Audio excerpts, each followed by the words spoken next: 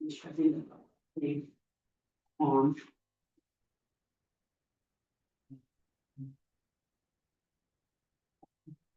order of business is we have Selectmen Budget Committee meeting that it was a mid-year joint meeting and with the school, which was held on Tuesday, August 21st. But I have a motion to accept those minutes, please. I'll make that motion. I'll second it. All in favor? Aye. Any opposition? Hearing none. Sign those. Yes.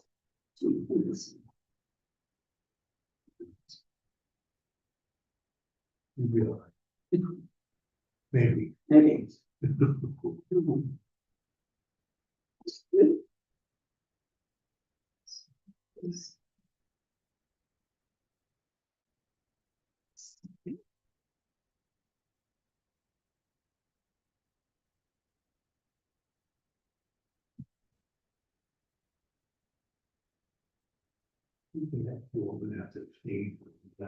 But you weren't here, right? That's right, yeah.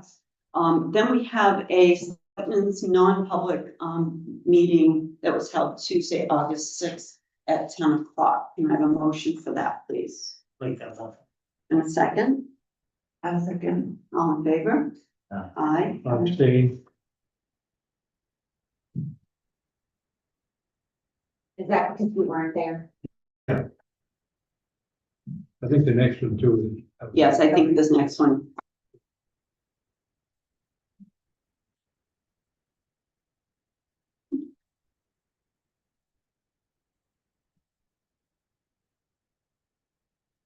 Oh, Yeah.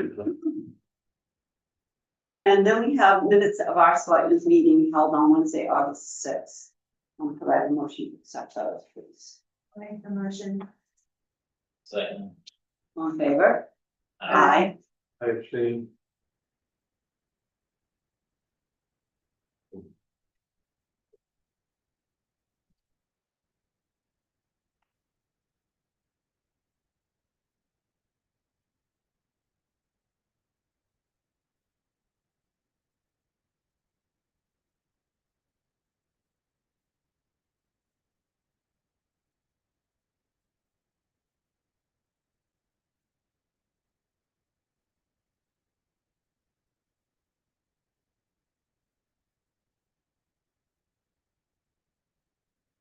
First order of business is a Conservation Commission alternate appointment.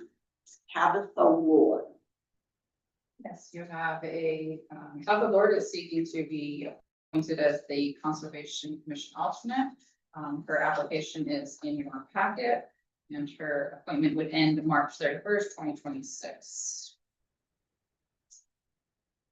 I'll make a motion to approve the appointment of Tabitha Ward as an alternate to the Conservation Commission with a term to expire March 31st, 2026. Do I have a second, please? All in favor? Aye. Any opposition? Hearing none, that passes. We have police and fire resignations. Steve? Sure.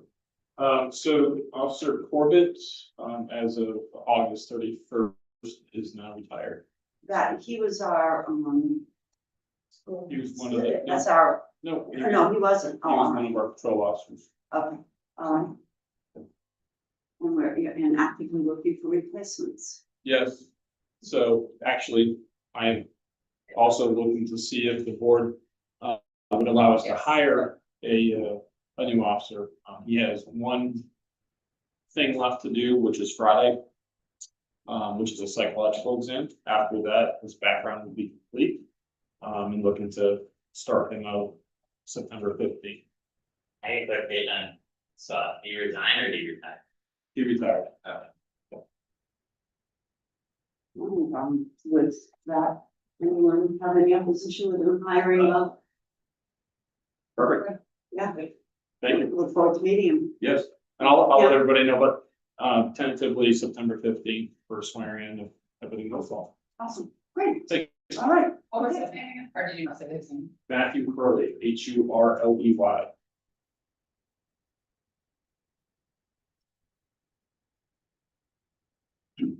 Yeah, I've got 2 resignations going to the fire departments. Ashley and Alan, and Gavin and Martin. Or folks that was one friend. Okay. And obviously actively advertising, boy, okay.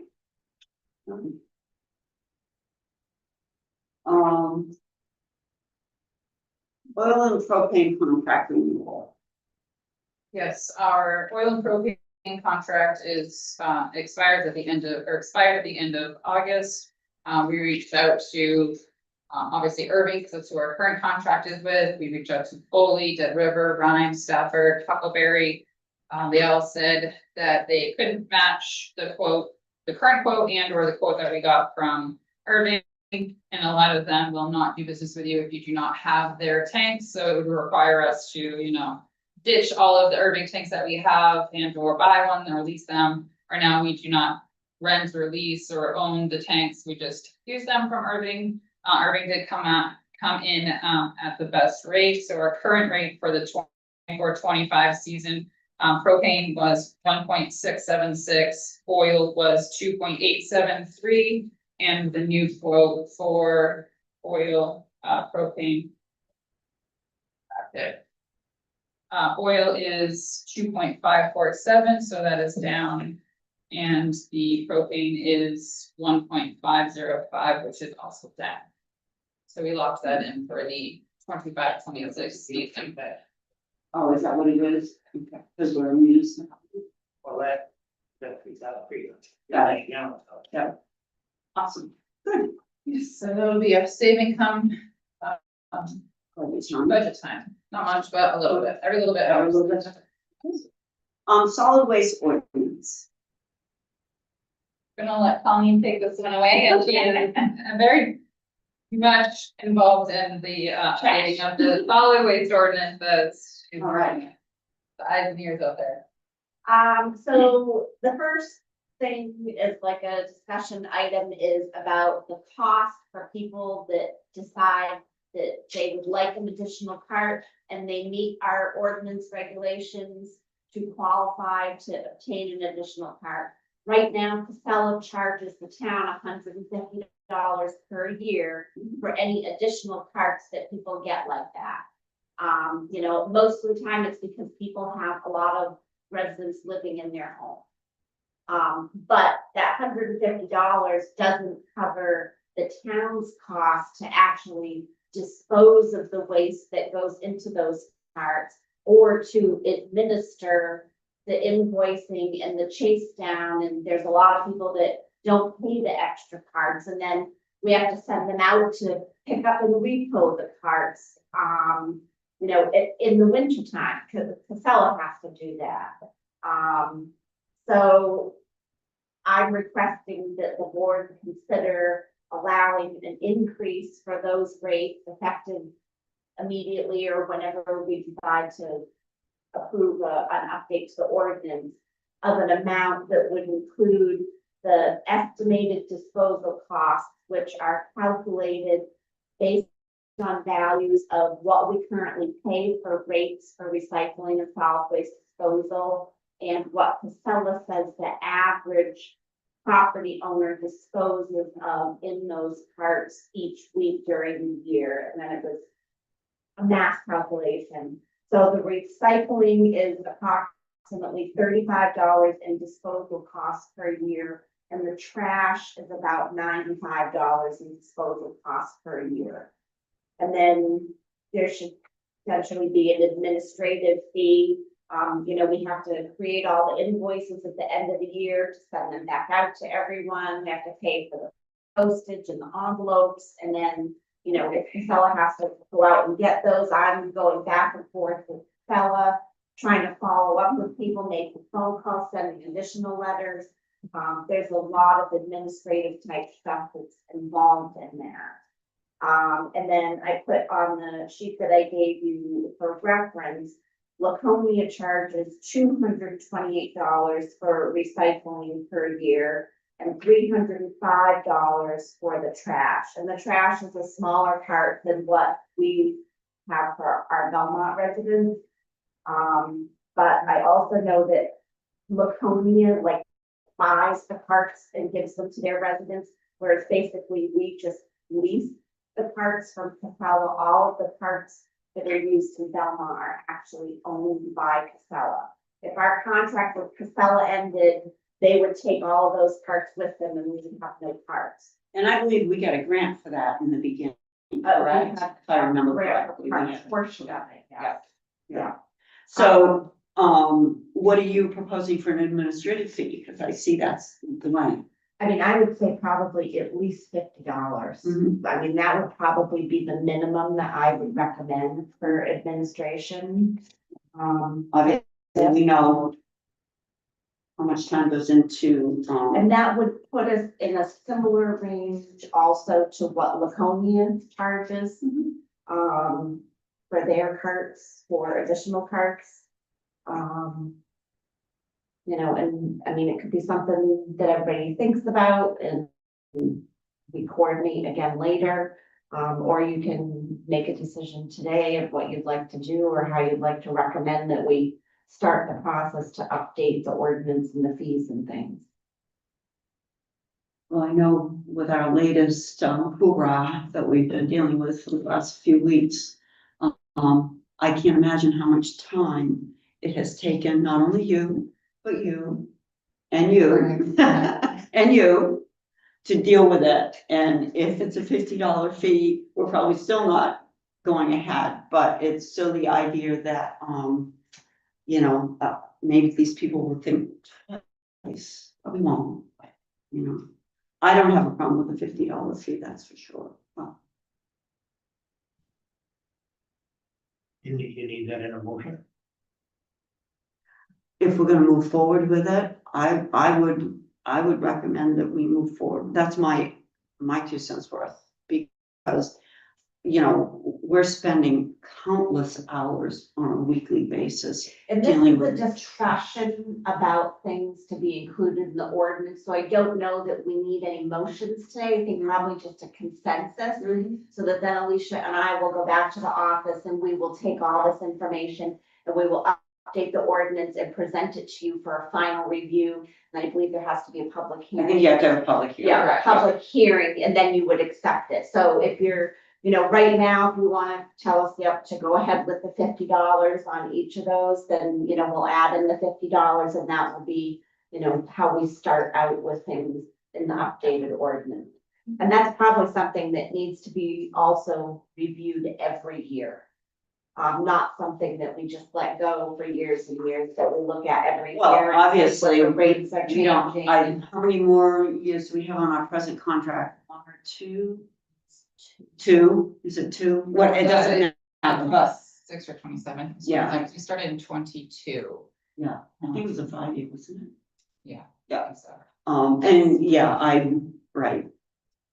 I don't have a problem with that, giving you guys a chance to move forward with it. And because this isn't in stone yet, Nope. this is just Nope. a, Discussion of, yeah. to be able to create an updated Updated, document yes. for review. Mhm.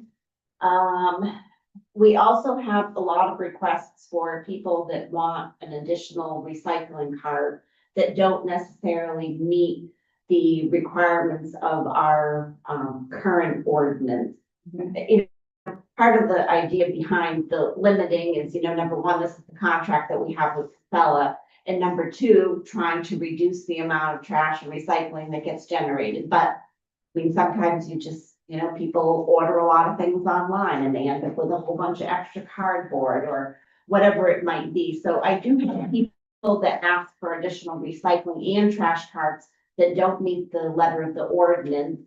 But it might be something that if it's just for additional recycling and they don't meet the requirements of what our current ordinance says, because it's recycling and not trash, would the board consider allowing, you know, some other option for people to pay for an additional recycling cart? Why wouldn't, I thought that recyclable carts go to each household? No? They do, but Okay. some people need more than one for their Okay. household, you know, like, I mean, our ordinance right now says if you have 5 or more people in your household, Oh, you qualify to purchase an additional recycling cart. I see. But if they don't have 5 people, let's say they have 4 and Right. maybe, you know, a kid that they share custody. Well, now with with, they're- Amazon.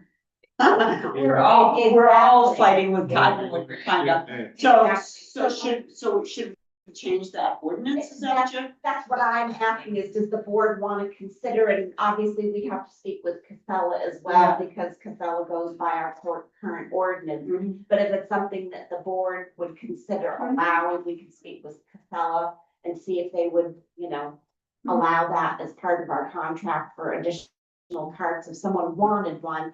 And we're actually going to be including the administrative costs and the disposal costs and everything with it. Then it's not an additional cost that any of our other taxpayers are bearing. It I is, see. you know, just on the individual homeowner. I don't know about anybody else, but my recyclable cart's pretty full today with cardboard boxes. We've broken Well, I down have other people cardboard, that so. say that they can only use bottled water for themselves and their pets because their well water is not good for drinking and consumption. So some of those people, like you know, there's only 3 of us, but we've got 3 dogs, and between all of us, we use a lot of water. No, I can have a conversation with Casella. I don't have a problem.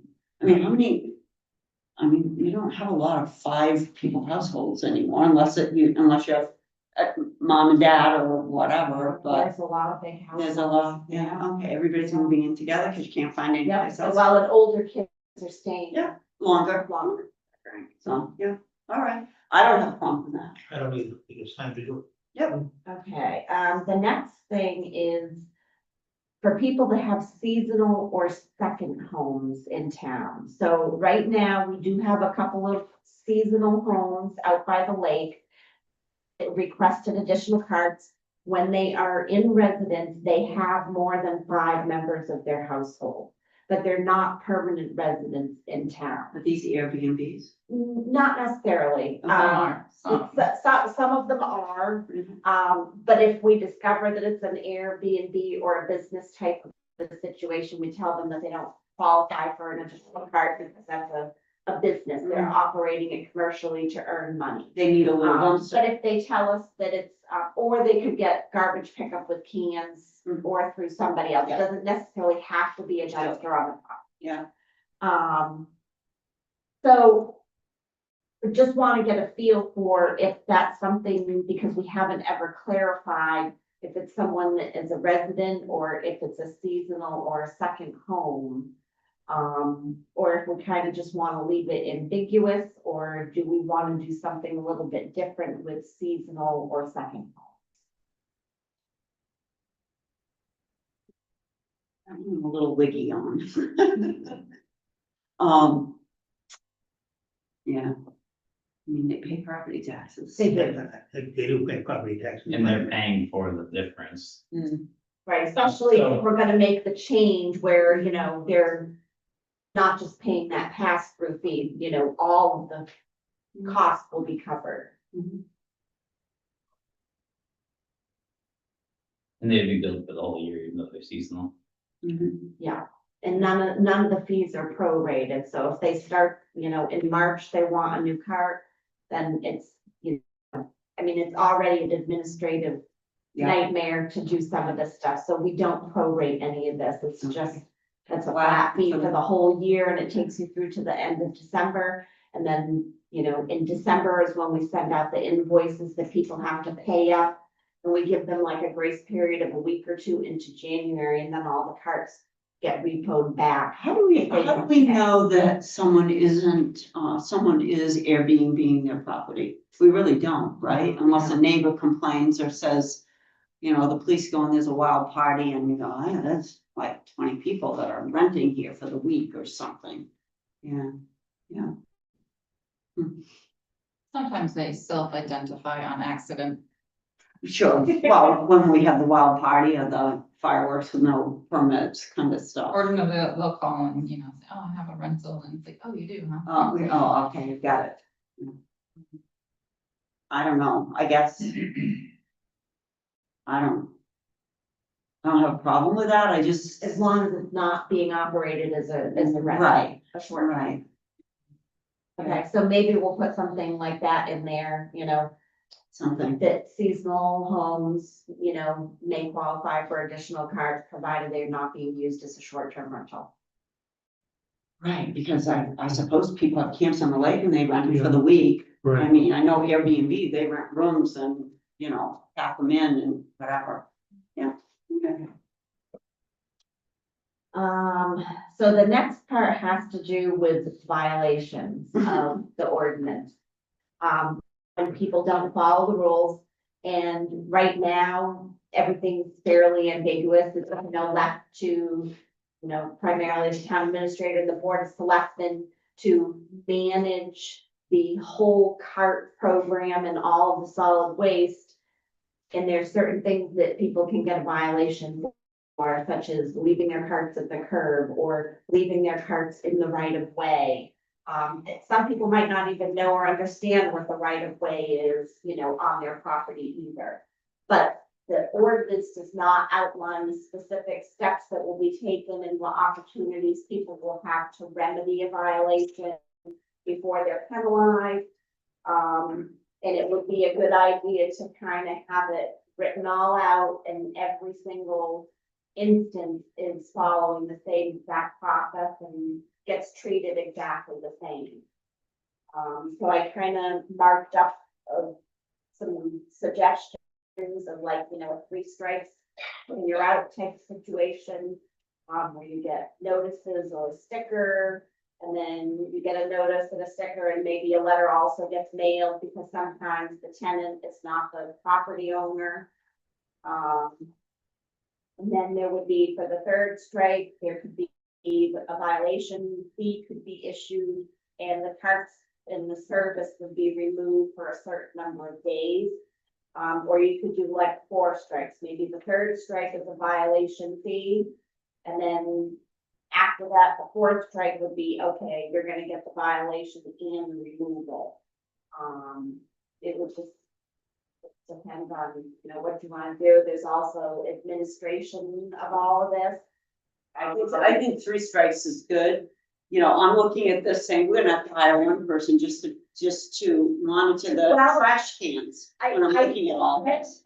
Doing a bunch of this right now. I know, but And the majority, 99% of people, they get that first notice and they immediately comply, and, you know, maybe they didn't understand, you know, that there was a rule about that. So most people are complying with a first notice, and it's not been a huge thing.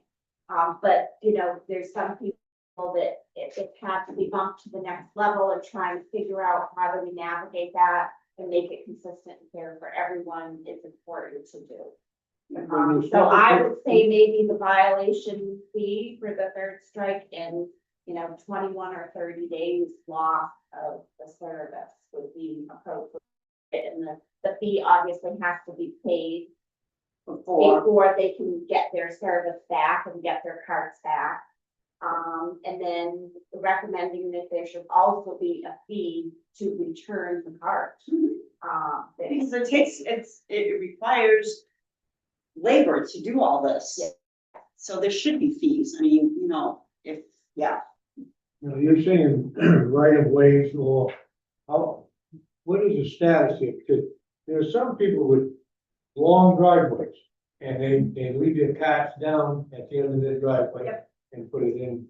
So how do you separate that from So it has to be pulled back onto your property. You can't just leave it out at the curb, at the Well, it's pavement, on at their the very end of your driveway consistently. You know, most of the right of ways, but I'll let Craig speak. So most of the town roads, the town right of way is 49.5 feet, which means almost 25 feet to the center of the road. So like we've been trying to tell people, we don't own these cars. Casella owns the cars. It's part of their regulation and their commitment to us that the carts are not left out of the right of way so somebody can steal them or damage them or anything like that. So basically, a kind of a good rule of thumb is it has to be back, you know, 10 feet or so. So, and honestly, in like my opinion, is I think it's unsafe. If you drive down a rainy road, everybody's got their trash cans out at the sitting out at the road, I don't think it's very attractive. You know, and they're not our cars, they're Casellas, they don't want this, so. They're also more prone to being hit in, you Exactly. know, in an accident by a plow or something Yep. if they're left down there. I mean, obviously, there's gonna be times people are away or emergency happens or whatever, and like, those aren't the people that we're trying to do this with. This is when consistently, every week, the carts are left for days and days at a time out right at the curb or. Or in the road. In the right of way. Right, in the- it's like, you do this, yeah. I agree with getting something out there, because I hate the sight of guys standing up there. I really do. I mean, I go down, get mine, the minute they empty it, I bring it right up, put it in my. Just don't like it, so I think it's time we do something to avoid this, that's enough of fighting. I think the problem is a lot of people think this is a right. You know, Belmont is one of the very few communities around here that has trash. Gilmanton and Cameron, you go all these places. I have a friend that lives on Morrill Street, Laconia, who's a Guilford resident. And he has to take his trash all the way to the other side of town, where right now he's paying $1,200 a year for trash every other week. So Every other week. every other week. Yeah. For a private contractors to go around and pick up trash. Mhm. And there are a lot of, but like I said, trash is, this is a big benefit. I'm not gonna shouldn't call it a benefit, but people need to realize that in most communities, it's really expensive to have your own trash. And it's gonna get more It's gonna get expensive, worse. and it's gonna get less and less. Yeah. I mean, who knows, 5 years, we may not be able to offer trash pickup. I mean, we've been putting some time into this. I mean, you go by people with their recycling bins are full, and you can tell there's a trash bag on top of the recycling bin, and people they're not following the rules. You gotta follow the rules. And Casella does have cameras that they They use do. also, so that when things are dumped, if there's, you know, especially if it's someone who's a repeat offender, who's just putting garbage in their recycle bin and covering up the top of it with a piece of cardboard or something. Yeah. They figure that out and they put stickers on for those types of things, or if we notice it, someone's got bagged recyclables instead of loose recyclables, we'll give Casella a heads up ahead of time, and, you know, they go out and they have people that kind of just preview the route before the driver even gets there to find out what problems there might be, and they, you know, do sticker a lot of things beforehand. So that the driver's aware of them. I'll give you an example. So Brown Hill, Fridays, their trash day. I'm going out, I've got as of yesterday, I had 8 notices to give out. I was waiting till today. I have 8 notices to give out for people that have left their trash can right out front. That's just Brown Hill. From 1 week to the next. 1 week to the next. They had the trash pickup Friday, so it's Wednesday. I didn't have time to do it yesterday, but I made a list. I'll go back to the office and I'll print out the violation form that Colleen gave me. And I'll go put the violations on, I paid them to do it. And again. And that's just one run. Right, and again, that's costing the taxpayers, the town, money. Right. Because when you're out putting stickers on trash cans, you're not doing your typical job. Right. Yeah. Okay, all right, go on, Colleen. And then if someone doesn't pay the violation and the delivery fee, that it would result in possibly the permanent loss of their services, their trash carts and their solid waste service, or would the board wanna say, hey, you know what, we're gonna give you a 6-month loss? Or do you wanna just make it be a permanent at that point? So that's a kind of a question. And then the other thing is about the violation penalties. It's currently written in the ordinance that they're up to $250 per incident, but it doesn't define what an incident is. A lot of other ordinances have daily Yeah. penalties. Or would we maybe want to categorize the violation as being like for a week, basically, because garbage is a weekly collection. How do we want to do that? If it was a daily penalty, then perhaps it would be less than $250. Because I mean, even just 1 week, you're up at like $1,000 for 1 week. If it was 2 $250 per incident per day.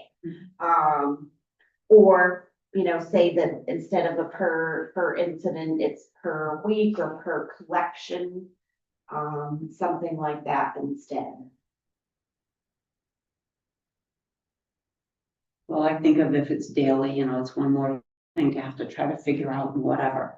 And, but if it was like a penalty per week, at least, you can have that person come in and say, well, it's only Wednesday, the week isn't up till Friday. So we would want to define that.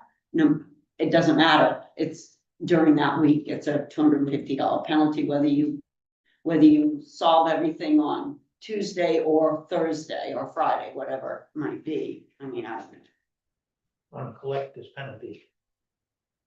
well, they won't, Yeah, they have to pay before they get their stuff. they gotta pay So- before they get their stuff back anyways. And the Pay up, or charges- if we don't bring you your can, I guess. Right, and the payment will go to the town clerk's office and it goes into the general fund? Correct. Yeah, into the general Yeah.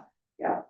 And just so you know, we realize that in the summertime, people take vacations and things, so Oh. I'm trying to I mean, I know the routes enough, and I know the people enough, and I know the problem areas. So we're just trying to we're really trying to just notice the people that are a problem.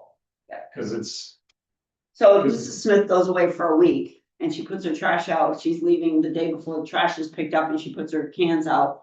And she's gone for a week's vacation, you're not gonna penalize her. you know, because Mrs. Smith. You know, Strikes. that's, you got 3 strikes anyways. So I have a question. You have the chronic offenders. Do people have the ability still to get the smaller trash cans? If you are disabled, if you are older than 65, or if you have a driveway that is longer than 200 or 250 feet. However, I do know that recently, Casella did not have access to any of the smaller carts. So it's also an availability issue Supply. that's done for them too, and I don't know if they've been able to restock those or not. Cause I do know a couple of women that live on their own, they're widows, they're around 60 and older. And they do leave their trash barrels at the end of the road. One of them is my next door neighbor and her trash cans sit at the end of the road, but they're right behind the stone wall, behind her mailbox. The people who live across the street, however, there's, I don't know, 3 or 4 rentals there and there's trash barrels, willy-nilly all over. Taking care of them. What do you think so? I'll let you know on Tuesday. Now, When I'll let- Greg retires, we'll I'll let have to you give him know. a trash badge. We'll get you a trash badge. Yeah. Yeah, if behind a wall, we out the right of way, so it's not, if they're off right of way, we can't do anything about it. It could be at the end of the driveway, 25 feet back, and if it's out right of way, we can't do nothing. Correct. Correct. Because I don't know, because you said from the center line, it's 50 something feet. I It's, don't it's necessarily. 1 to 25 on most roads, because they do change, there's 3-rod roads and they all change, but for the most part, you can call it, most roads are 49.5 feet total, so around 25 feet from the center. But if it's behind the stone wall, they're not gonna. Behind the wall, it's clearly off right of way. That's right. Road varies, yeah. Okay, continue on. Yep, so right now, the board has designated the town administrator as the acting agent.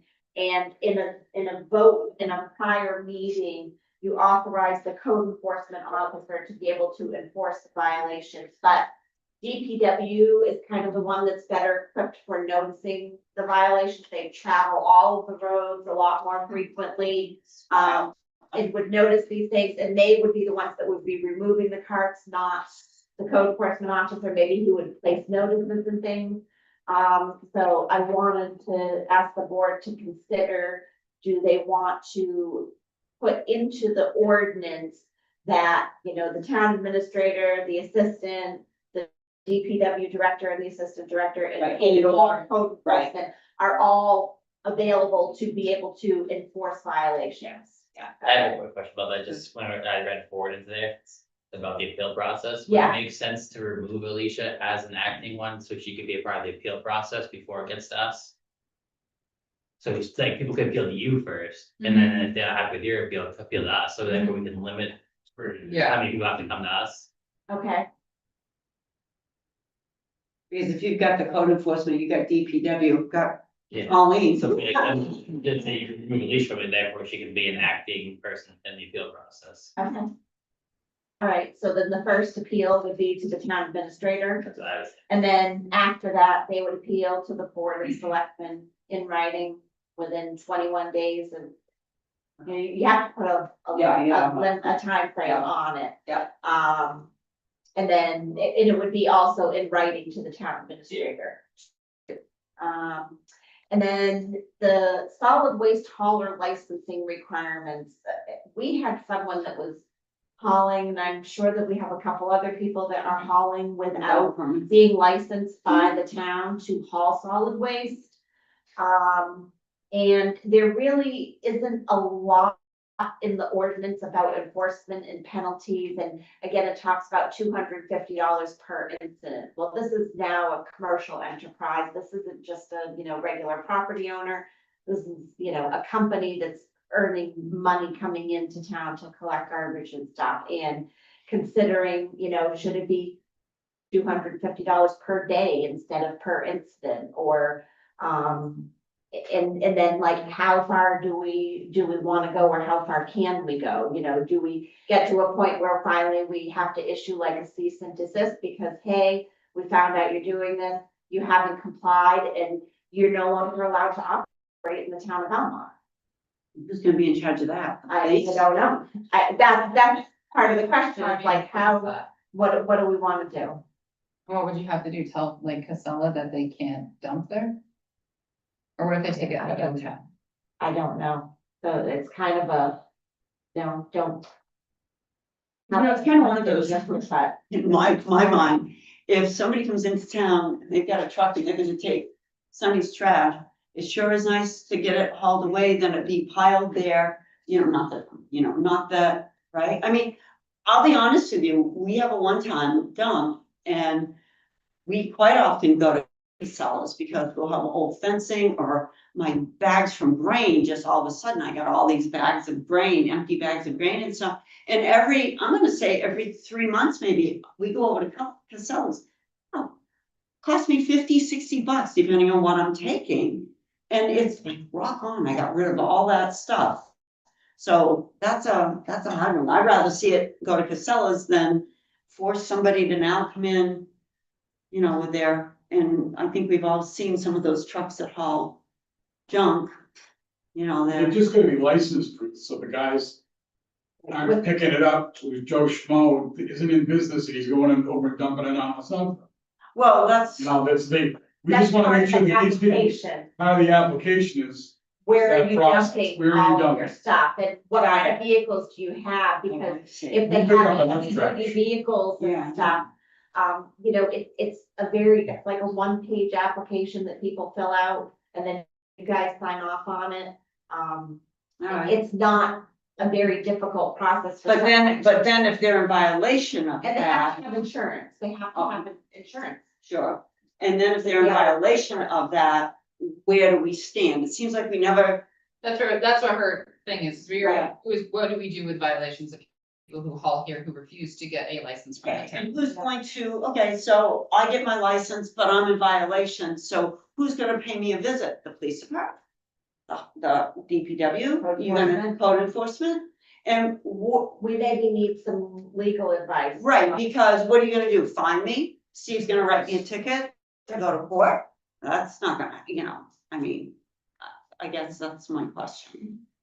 And that was part of my question too, and like, how I have no idea. I don't know the we legal. really need to pursue something like that. We can't be the only town with this problem. No, probably Yeah. not. But a lot of towns don't require this license though either. Yeah, see, I think that's, Guilford does. So. I think Laconia Oh, yeah, does they as do. well. all right. So I guess And ask them, Get more, we need, guidance. yeah, more Guidance. information on that because, that's done. But they have people with licenses. That go in. People with battles. They don't have battles, pick up those who, Guilford Village, but wrestling, you want guys, pick up your pants. And then Casella, So Casella is the one that removes the additional carts. If people pay for an additional cart and then they don't make the payment for the next year, Casella is the one that goes out to get those. And then if the people then suddenly pay like, oh, my cart disappeared, I say, well, you didn't make your payment, and they're like, oh, no, invoice or whatever it might be. Casella has to re-deliver that cart now. So Casella would like to be able to have a $50 re-delivery fee for those additional carts. And then the other notes aren't necessarily, I guess, for you guys, they're kind of more questions maybe for Alicia and I to get some information on. You know, like, the first one though, that some neighborhoods may be required to number their carts. So we have some places that have either seasonal collection or it's a private road and a whole bunch of people put their carts all at the end of the road. And now we have a couple in violation and we have no idea whose they are because it's not just at the end of a single driveway. It's free for all. So, but we don't need to make everybody number their carts. It would be, you know, when there's an issue, we can require certain neighborhoods to, Shared driveways. Shared driveways. yeah, something like that. You just get confirmation from the seller, that's okay? So Yeah. we can have that We've already. in our box. Yeah, Okay. we've already talked. I know it was in the letter, someone. Yeah, you face their property because they own it and then you go Yeah, out there. they've Yeah. already told us that that's fine, they prefer just like mailbox letters to go on the front of each. You mean truck. not those big, they walk in Spray the spray can? I mean, It's not preferred, but if people do Yeah. it, they do Okay. it. we've already done it to 2 neighborhoods or requested it with 2 neighborhoods and. It's just to calm things down. And another thing, what we found is in these neighborhoods, they're not marked. We've had people go pick up cans on the side of the road and bring them to their house, so they've got 2 or 3 Some cans, people but have they're not access marked. that shouldn't have them. So we've got all these places you can't tell, so somebody's got their trash cans. Somebody called and said, yeah, I got my trash can stolen, I think my Yeah. neighbor took it, and then we're trying to find out, do they have extra carts Oh, there? yeah. And it's So in other words, it's become a, it's right, and here we are talking about all the stuff, okay, that takes people's Oh, time. yeah. One of these people in the neighborhood put their number on 3 cans. Needless to say, I like that. It's just ridiculous. Okay. Yeah. All right, well, I think, we've got Yeah. something to get started on. Yeah. Thank you. yeah. Okay. Now the next fun thing. The Winnipesaukee River Basin Project Replacement Fund changes in status. So a good thing about Ah, the WRP that I'm actually bringing forward is there's a RSA 485A51 that talks about the replacement fund. So when you look in our budget, it's 3 or 4 lines that we get billed each year to Winnipesaukee River Basin. One's O&M, one's admin, one's the replacement fund. And then currently the statute, as you can see, says the fund shall be capitalized at an amount equal to 5% of the value of the equipment and other depreciable assets of the treatment facility. So I think they computed every 5 years. So every 5 years when they reevaluate or revalue the assets, we have to pay towards putting aside those funds for that. Right now it's at 5%, which has increased all of the member communities' percentage that they have to put into this fund astronomically. And we have just said, we absolutely can't afford to do that. Some communities are, $200,000-300,000 more, than they budgeted for because of the state's budget cycle is different than ours. So we met with, DES and WRP and said, let's come to a different number. So their proposal is instead of 5%, 2%, which will lessen what we have to budget each year into the replacement fund. So that's good. It'll decrease moving forward what we have to budget. So we just need a consensus or a motion that the board agrees with the statutory change of the 2% versus the 5%. now this isn't coming from the state. Is this coming from the state? It is, it's a joint effort. It's the That's state what I and thought. the advisory board are saying, hey, we need to fix the RSA that governs Okay. this. And All right. this is a cooperation. That's a lot fastest. Hmm. That's one that went through this year, to lower the replacement costs. So this is, we're trying to, so you guys will have to vote and say, yes, you want this, and then we vote on it, and then they're still trying to make all these changes. I don't think it hasn't passed yet, obviously. But Okay, so it's this is a in the- recommendation for legislation. Yes, Okay. yes. We have, as well as some of the other changes, but the big thing is, you guys need to have a consensus that you agree to the 2% versus. That's a no, right? Exactly. Okay, It's a good but- news for us. But it's interesting because down below it says in red, if a member exits the system or there is consolidation of members. So how can one of these towns exit the system? They're on the sewer system. Setting up their own sewer system. Yeah, but you can't just shut the pipe off one end to the other. That's makes no sense to me, but maybe I'm just, I don't see how you can exit a system that's in place. But yeah, I'm fine, I agree, I'm good with that, but that one just kind of Yeah, we can baffles go me a over little that. bit when I'm reading it. We do have a lovely motion in there for you guys, if you want to read that. Make that motion. Second. Want me to read the whole thing? Yes, please. Motion to agree to the proposed state statute change, or say 48(5)(a)(51), replacement fund established as proposed, agreeing to that the fund shall be capitalized at an amount equal to 2% versus the 5% value of equipment and other depreciable assets of the treatment facilities. Do I have a second? I He did. was- I read- I'm sorry. I read- Oh, that's right, okay, sorry, You back got on, okay, all in favor? I- Middle Route and Hoadley Road intersection, four-way stop consideration. So, as you guys know, we're in the process of, reconstructing Middle Route. The tree work has begun this week. So Brian and I have been out there. We spent a lot of time out there doing the plan for the reconstruction, with the contractors walking the road. We've just noticed there's a lot more traffic on that road now than there ever has been. So, Gilmington there's a great part of Middle Route that comes through Gilmington. There's been a lot of expansion up there. The kids come from Gilmington. They go down, they go to Guilford, and that's the way they go. The intersection at Holy Road and Middle Route has always been kind of a little safety concern of mine. As you come up from Holy Road from the Durham Mountain Road side, we thought that we might be able to lower the road or fix the road and kind of give us a little bit more sight distance and visibility. Unfortunately, we don't think we're going to be able to do that. We may actually have to raise it up a little bit more. So with the curve coming up Middle Route, there's limited sight distance, and like I said, we really can't do much about that.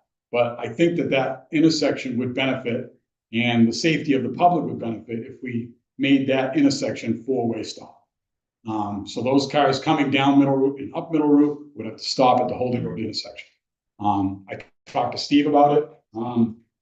I think he thinks it's a pretty good idea. There hasn't been a lot of serious crashes there, but and I'll give you an example. This morning, we have the tree company up there working today. And the contractor called us and asked if we could get the PD up there because the traffic, they're not even paying attention to the traffic controls.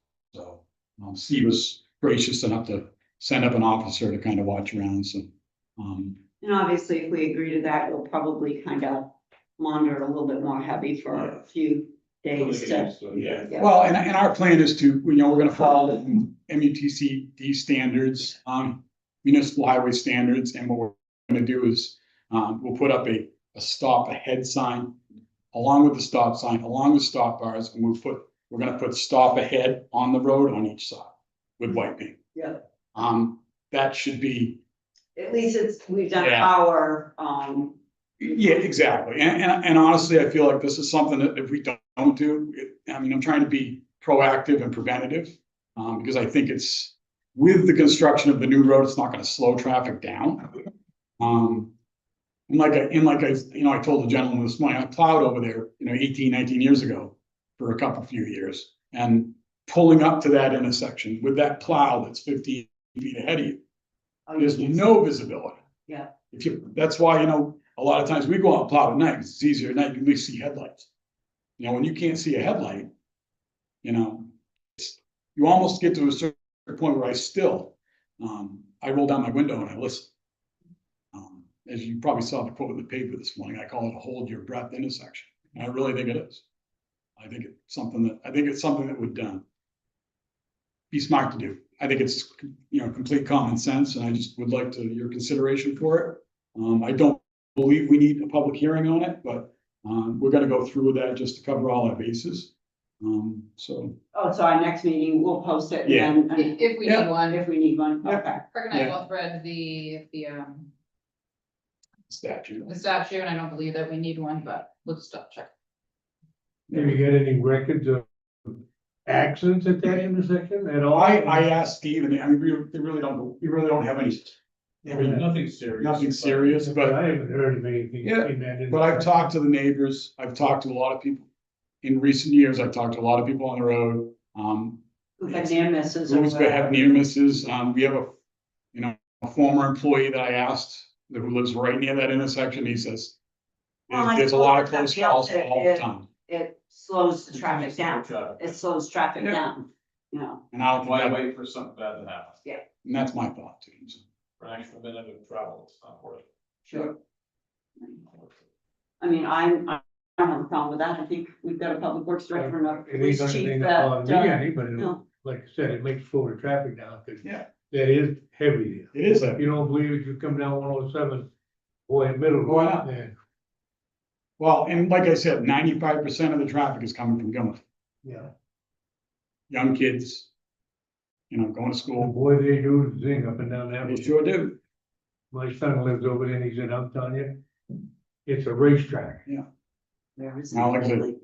Karen, yes. Yeah, I was just gonna say, I live in that area and it would be a very good idea because it has become extremely busy. And pulling out of that intersection, it's a wing and a prayer. You open your windows and you just hope nobody's coming down. Yeah, Especially with a small car. I'm in a vehicle, SUV or a of truck. course. So I have an advantage compared to most small cars, but if you're in a small car, there's just not a lot of visibility.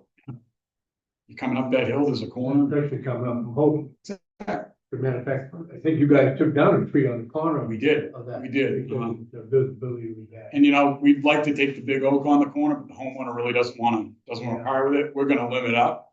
But that really,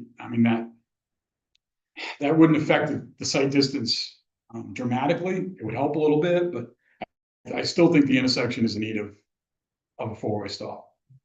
I agree with that too. I think it's a good idea. All right, I think the consensus, do you want a motion for that? Or? I'll make a motion that we put four-way stop on Holdley and the middle. Now, second that. All in favor? Uh, Aye. Any opposition? No? Okay, Board of Selectmen budget meeting calendar.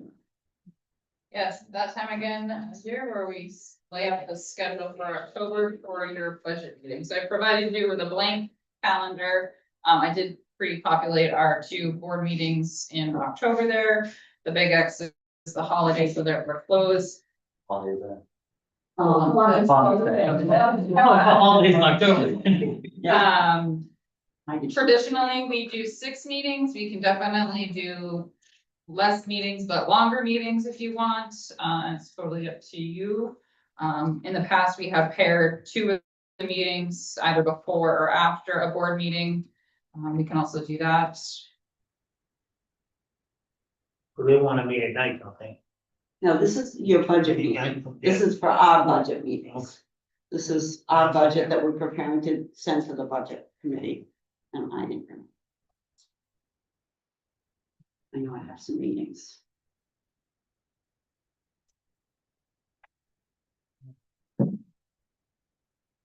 The above. We could do 2 I meetings, think longer meetings in shorter days would be. less meetings, longer. Yeah. Yeah. So, So do you want to shorten it to 3 meetings or 4 meetings? Is there any? If we're gonna do them longer, can we do them later towards the afternoon then, so I can Yeah, time with my boss more appropriately? yeah, it's hard for him. to If we get do it, there. if we do it all, if we start at 9 and we're doing longer meetings, I won't be able to work at all, and that'll be. Yeah. Problem. Are you thinking like 2 or 3 or? 2 or 3 would be better than 9 and 10, for sure.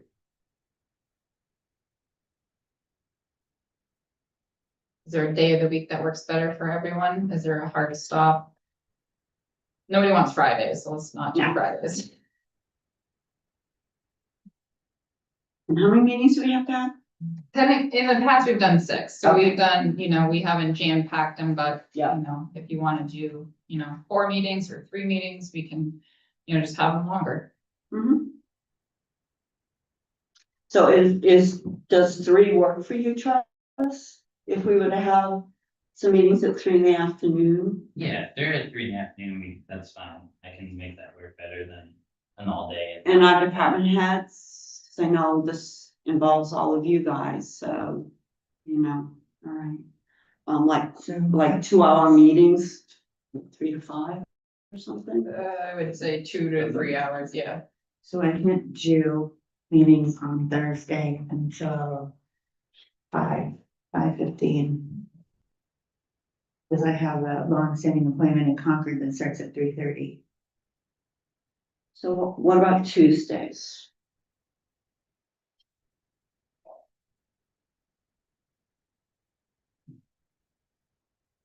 You wanna do it, you wanna do every Tuesday for the month of October, starting at 3 o'clock? Huh? we gotta do it, so. And let's just start at 3 o'clock. I don't know. Somebody's looking at me. Why don't we do I don't have my date book with me, so I can't tell you, but I'm thinking like every Tuesday in October, starting at 3 o'clock till when we quit.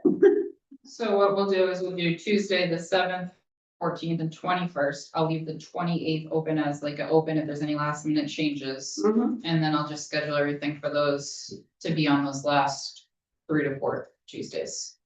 And you said 3 o'clock? Well, that way Travis, Okay. it helps with Travis being able to get here.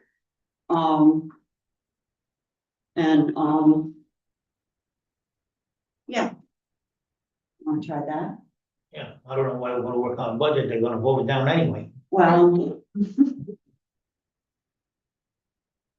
We still have to go through the motion. Okay.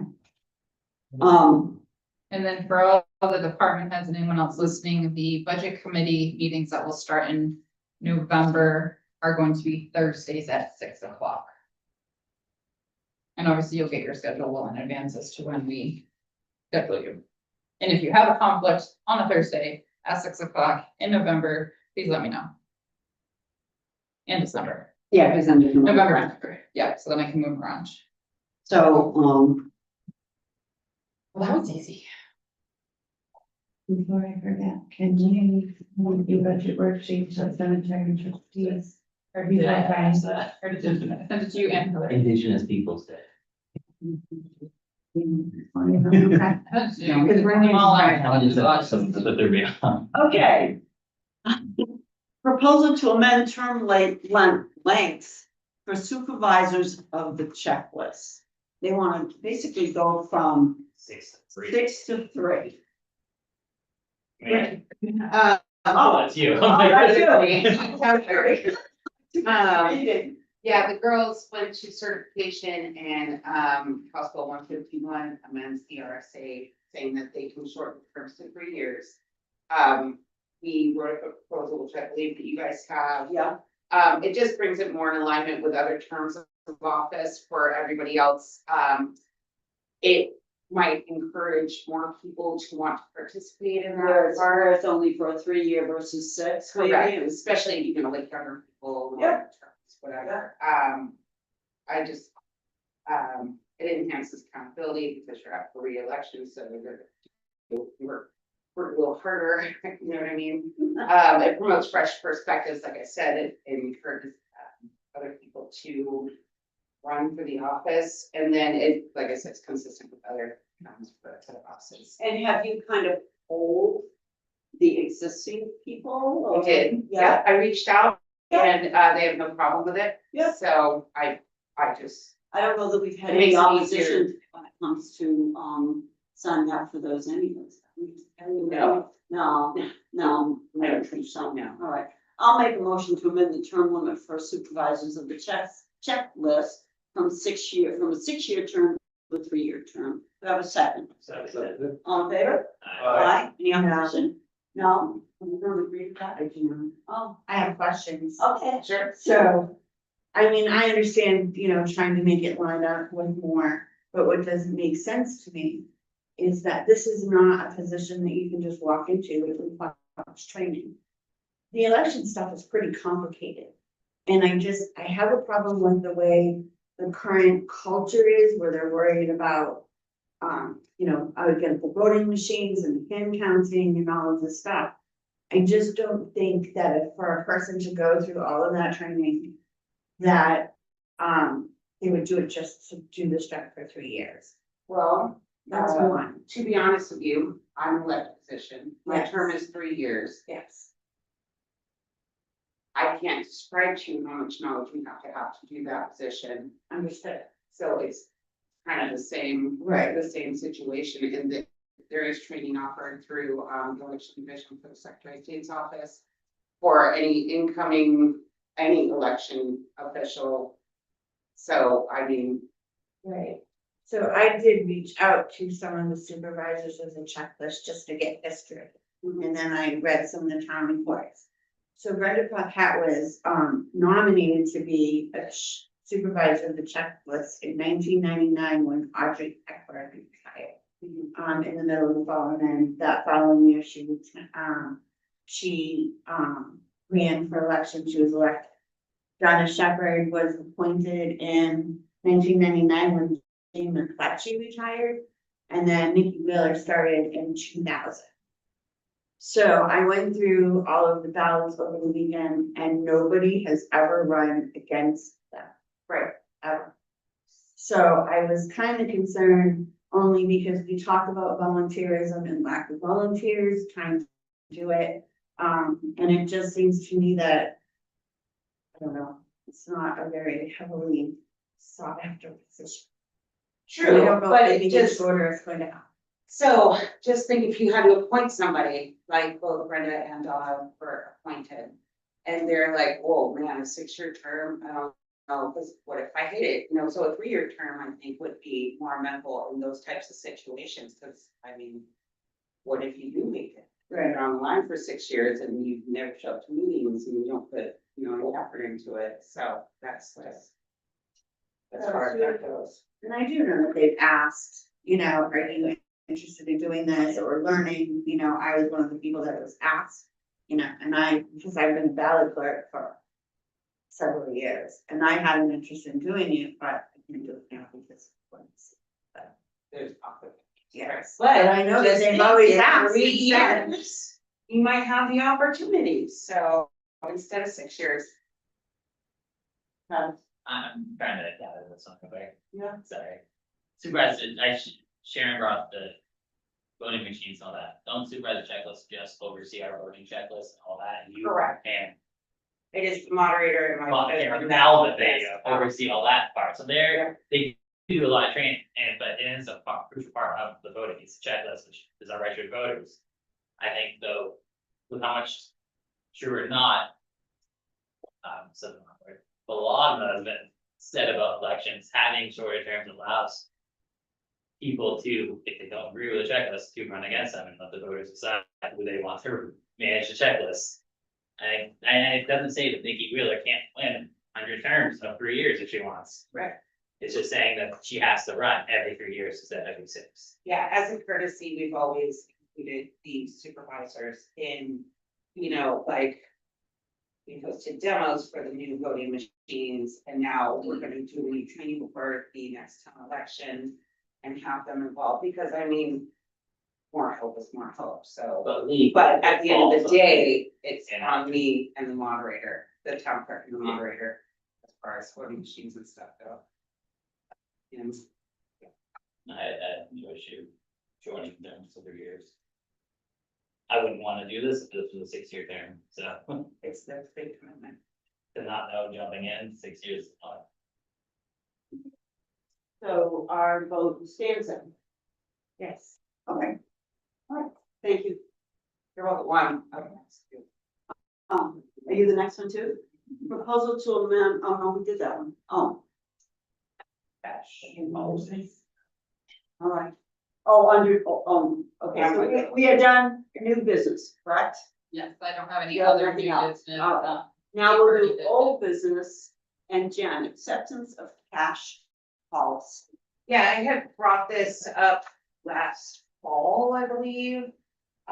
Just to kind of, set a policy in town about how much smaller denominations you can use to pay property taxes, water, fines, everything. A lot of towns have adopted this, and I just, for some reason, didn't fall through last year, but, so it's to establish clear guidelines for the acceptance of cash payments at the town clerk tax collector's office. We currently accept payments in the form of cash, check, and credit or debit cards, both in person and online. While cash is an accepted method of payment, the office has limited staffing resources and is not equipped to process or count excessive amounts of coins or small denominational bills. And to maintain timely service and safeguard the integrity of the town's financial operations, following restrictions are proposed. For coins, a maximum of $5 in rolled or loose coins will be accepted per transaction. $1 bills, a maximum of 100. And $1 bills will be accepted $5, the max 200, and $10 bills, the max of 500, and of course, almost 50s and 100s. That is. And that has to do with the person that comes in and has a $5,000 tax bill and wants to pay it all at once or something. It's kind of We Yes. have That's gentlemen, Yes. $10,000 here, $10 bills, and it Yeah. takes a really long time, and they're always brand new and stick together, so, and we double count it to make sure Sure. for accuracy, so that just. I'll say I've always hated policies like this, but I know it's done because of nuisance, and that's the only reason people come and pay a $5,000 bill. Is a nuisance. Yeah, It's not, that's not how the banks, you go to the bank and ask for $5,000, not gonna give it to you once unless you ask for it. correct, yeah, so it's just a. Yeah, I'll make a motion to accept and adopt the cash policy for the town of Belmont as presented. Second. All in favor? Aye. And I have the official policy for you guys to sign. I have a quick question. Sure. I Yes, think this is a good idea, Okay. and 90% of it is a good idea, but I'm wondering if the coins thing can go to like $10, only because a roll of quarters is.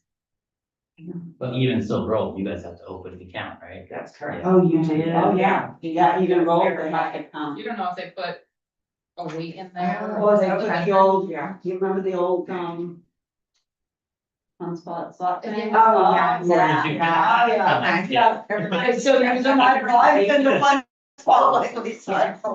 Yeah. Okay. Oh, sure. So did we finish? Yeah. Okay. Thank you very much. I normally hate saying no, to keep my it's always just done a nuisance instead of need.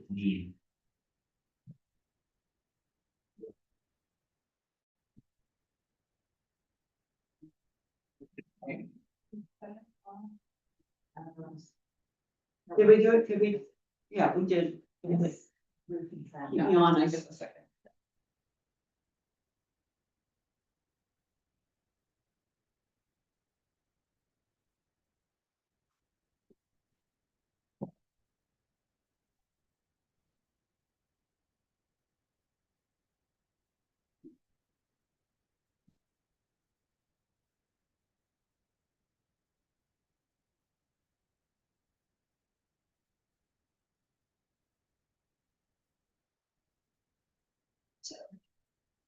Okay, leak detection survey.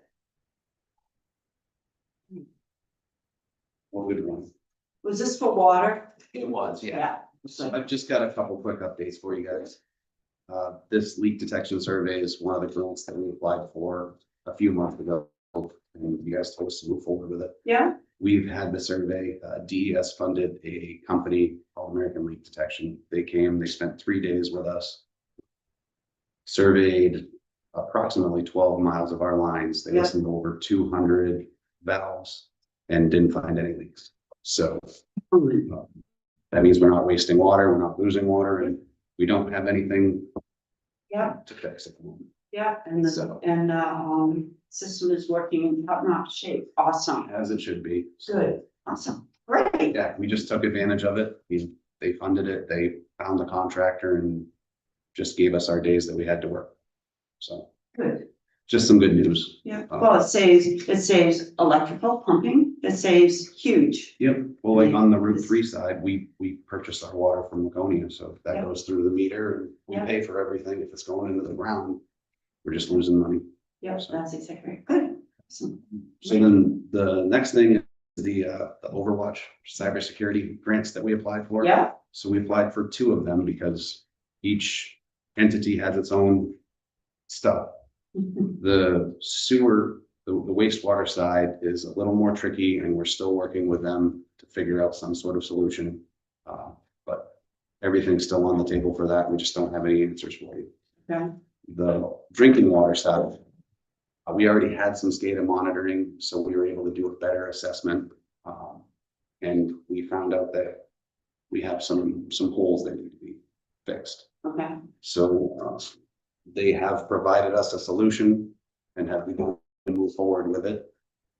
That solution included a bunch of hardware, software, new computers, backup computers, some different remote access than we used to use that's more secure. And they funded it 100% at the totals that you guys have in front of you. really, So about a third of that is recommended Mhm. that we replace in 3 to 5 years, Mhm. which is an attainable number, especially if we take into consideration that we get to remove a couple of subscriptions that we currently use for the monitoring that they don't want us to stick with. That number totals about $2,000 a year moving forward. Mhm. So, I mean, if we choose to, which we don't have to, do their proposed upgrades in 3 to 5 years. If we simply take that $2,000 that we're already budgeting for, and we were to tuck it away in a capital fund, which I think Alicia can help us kind of come up with Mhm. for those improvements, then we won't get caught off guard. We'll be able to make the improvements and it won't adjust the budget at all. Sure, Obviously, 5 years, that $10,000 cost might go to 11 or 12, but we'll be better prepared to deal with it. that's a whole lot better than having to. Yeah, and the upgrades that they provided us were necessary upgrades that we would have had to face anyways. So we took the opportunity while we had it and just ran with it. Yeah, All right, what's the estimate of the total cost of the upgrade? The total cost is like 33,500. yeah, 33 pounds. Yeah. Okay, all right, and obviously, so we'll address that during budget as to moving those funds to a capital account specifically for this, or we just put it in, don't we have a capital for water? You do, so we would be, let's just say in 26, you would typically budget, 2,000 for this. I mean, we don't have to do that for the next 3 years, correct? So you could either cut the budget by that 2,000, then re-add it later on, or we could set it aside. That's, I guess that's gonna be your follow budget time, how you wanna handle that. Whatever How you makes feel the most comfortable, sense. yeah. Yeah. Yeah. If we can keep the bottom line the same and build a savings account for the That's future, right, it makes more sense, but we'll see where the budget. where the budget is. How people are feeling. Awesome. And these are funds that we would have had to come up with anyway to comply with DES regulations in the future. So what this is basically doing is saving this money for the water rate. Awesome, good. All right, thank you, Thank you. appreciate that. Yeah, good job, for sure. Chewy.com, New Hampshire Humane Society donation. Yes, a couple of weeks ago, Craig and Brian, or Brian? Craig went and, went up to the New Hampshire Humane Society. This is the second or third year. Oh, it's the third year. That we've Done it twice. had, what they call community days, and, Chewy.com donates tractor trailer loads of, pet food, pet supplies of all kinds of pets. I mean, we even have food down there for rats. I don't know who feeds rats, but anyone who needs to feed a rat, we got rat food downstairs. So we get, you know, like I said, toys, litter, food for all kinds of animals. And we set up, Craig donated his time on a Saturday to fill up the 1 ton. We got, what, 2 pallets and then some of food. We've been posting, days where the community, who can utilize some free pet supplies to grab some. We had 1 day last week, and then this week, Thursday, Friday, we have 2 more openings where people can come in and grab what they need. So that's been a great. It's just a nice, yeah, whatever, yeah, it's interesting. A lot of people have utilized it and taken it and have all kinds of food. Good. So we're appreciative that the Humane Society thinks of us and allows us to participate and pass that on to the residents of Belmont. All right. Sale of town-owned property. This is the building and grounds truck. Yes, this, as you guys all know, you guys approved of sending the building and grounds truck to the auction. It at auction got $1,865. Patrick had come before you to request that you earmark X amount of dollars from the purchase to, from this auction to purchase toolboxes for the new truck that, or not the new truck, but the truck that, the highway department, gave over to them. Patrick did, purchase the toolbox in the amount of $728.84, leaving $1,136.16 to the general fund. Awesome. Good. Jamestown Road property auction. Looks interesting. Yes, the auction that occurred on August 22nd at 2 o'clock. It was a 5-acre parcel that the town had taken by tax deed. I was very astonished, but there was 22 bidders that showed up. It was a very lovely day. And the selling price, the highest bidder was $135,000 for that. The town will receive what is due to them in taxes, interest, and fees shortly. Hopefully somebody will build a very nice home on that property. Plus 10% surcharge. Yes, for the 10%, but it's 148.5. Do we have any other old business? The only thing I think Patrick may want to bring to you is, now that the generator is in and the propane tanks are the biggest eyesore I've ever seen. Do we want to put in a fence, or do we want to put in some shrubs? Do we want to do a combo of like a screen and the shrubs, flowers? Like, how are we gonna hide that monstrosity out back of the propane tanks? I prefer to put in the shrubs on this side of the walkway, so as you're driving down Mill Street, you're actually gonna see those shrubs. I priced them out, we can do that cheaper by a couple $100 than the fence. The problem with putting a fence up, we're still gonna have to put it on this, the far side of the walkway, due to power lines running right up by the tanks. I think keeping in the tone of what the town looks like, and keeping it green, the shrubs would look better. I got a budget. If it's me, I prefer the fence only because the shrubs more maintaining, watering, pruning, feeding. A fence is a fence, then we don't have to deal with it. That's only my sense. No, I like the shrubs. Fencing just kind of takes away the look of the town, I think. I think. Is there being a lot of tanks to be painted? What's that? I'm just asking, what do they allow the tanks to be painted? I've seen other towns, actually, I went to Northampton, Mass this weekend. They have a very artsy kind of eclectic kind of town, and I actually saw some tanks like that the students like painted like murals on them and stuff, and that was. It's just a suggestion, that's all. I didn't know Irving allowed tanks or something like that to be done. No, I don't know, maybe the school, maybe the art, maybe something, they would have some ideas, and maybe it would be hideous, I don't know, I'm just bringing it up. The only thing that makes me nervous about that. Yep. It puts an idea in their brain about. Yeah, I think, I know about the shrubs too, I just figured out.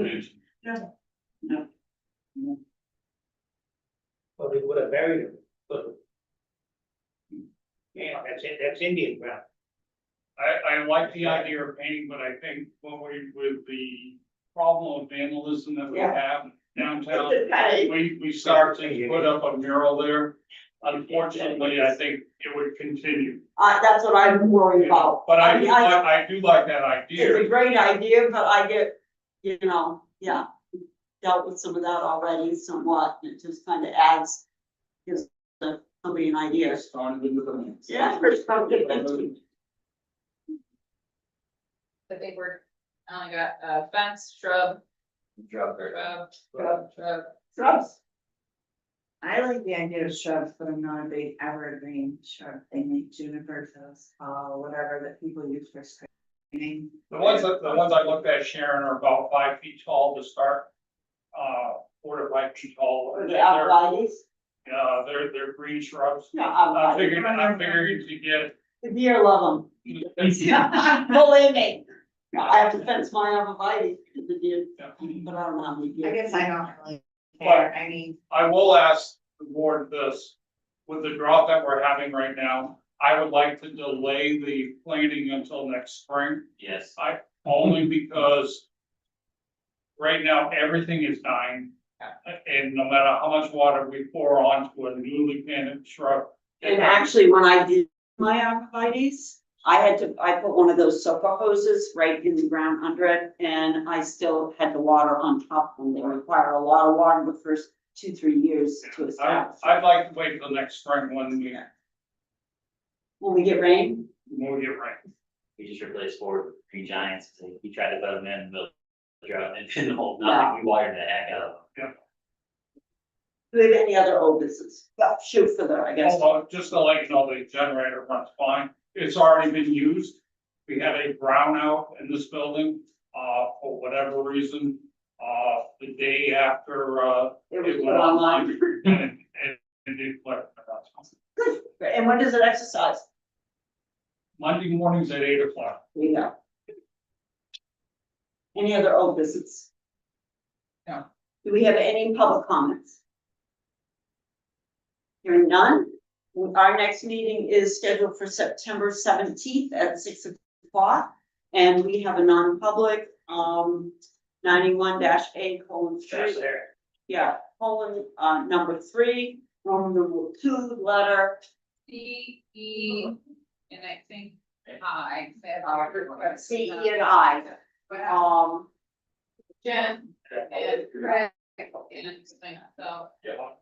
Okay, so.